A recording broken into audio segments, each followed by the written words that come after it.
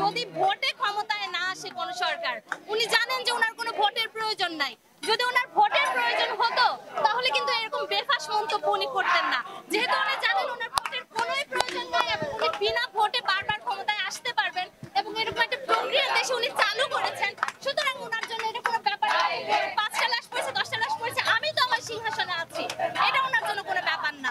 আরেকটা ব্যাপার হচ্ছে ওনার আশেপাশে যে সুশীল সমাজ রয়েছে, সেলুট টু দেম। কি তাদের মেধা, কি তাদের মনন, একটা শব্দ নিয়ে তারা পড়ে আছে রাজাকার। স্যাটার বলে যে একটা শব্দ আছে এটা ওনাদের জানাই নেই যে রাজাকার কে বলেছে।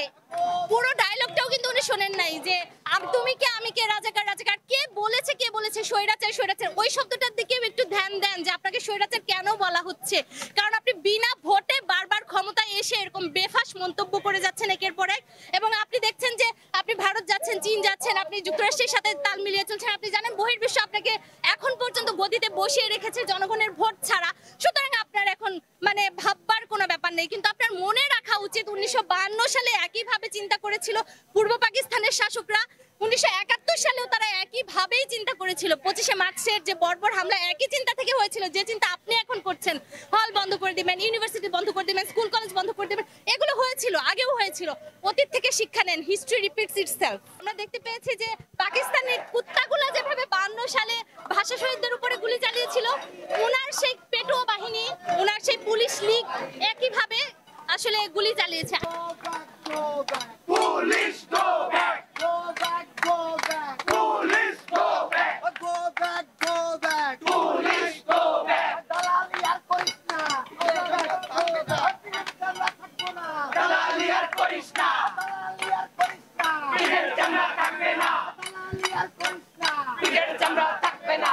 Go back, go back! Police go back! Amar bhaiyer rokto bita dete debo na! Amar bhaiyer rokto bita dete debo na! Amar boner rokto bita dete debo na! Amar boner rokto bita dete debo na!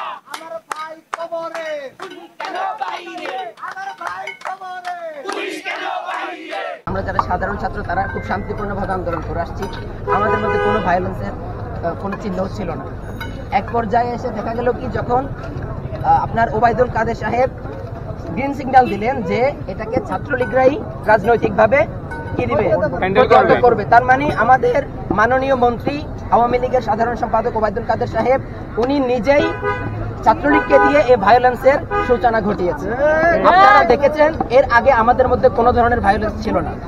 এরপরে গতকাল আপনারা দেখেছেন যে ছাত্রলীগ এবং police ছাত্রলীগকে পক্ষে সাথে নিয়েই সাধারণ ছাত্রদের উপরে হামলা করেছে। আমার প্রশ্ন, ছাত্রলীগ কি বাংলাদেশের আইন প্রণয়নকারী কোন সংস্থা? তারা সাধারণ ছাত্রদের উপরে হামলা করবে কিভাবে? তাও পুলিশের মতো আইন প্রণয়নকারী সংস্থার পক্ষ হয়ে তারা কিভাবে ছাত্রলীগদেরকে নিজে শেল্টার দিয়ে সাধারণ ছাত্রদের উপরে হামলা করাচ্ছে। আপনারা দেখেছেন ছাত্রলীগদের, এরা নাকি ছাত্রলীগ, এরা যদি ছাত্রলীগ হয়ে থাকে এদের কাছে আগ্নেয়াস্ত্র আসে কোত্থেকে? এরা আগ্নেয়াস্ত্র নিয়ে সাধারণ ছাত্রদের উপরে হামলা করে কিভাবে? পুলিশ কি এগুলো দেখে না? আপনারা দেখেছেন যে কজনের আগ্নেয়াস্ত্র সহ যে কজনের ছবি প্রকাশিত হয়েছে তাদের পরিচয় উদ্ঘাটিত হয়েছে। এখনো কি তাদের কাউকে গ্রেফতার করেছে পুলিশ? করেনি।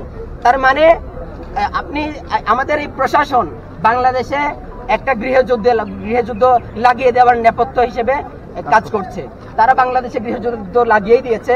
পুরো বাংলাদেশের 99.5% মানুষকে রাজাকার আখ্যা দিয়ে তারা 5% মানুষকে তারা দেশপ্রেমিক, মুক্তিযোদ্ধা আখ্যা দিচ্ছে। তার মানে আমরা কি সবাই রাজাকার? আমরা দেশপ্রেমিক, আমরা কি রাজাকার? আমরা বৈষম্যের বিরুদ্ধে দাঁড়িয়েছি, এটা কি রাজাকার? একদিকে 56% কোটা, বাকি 44%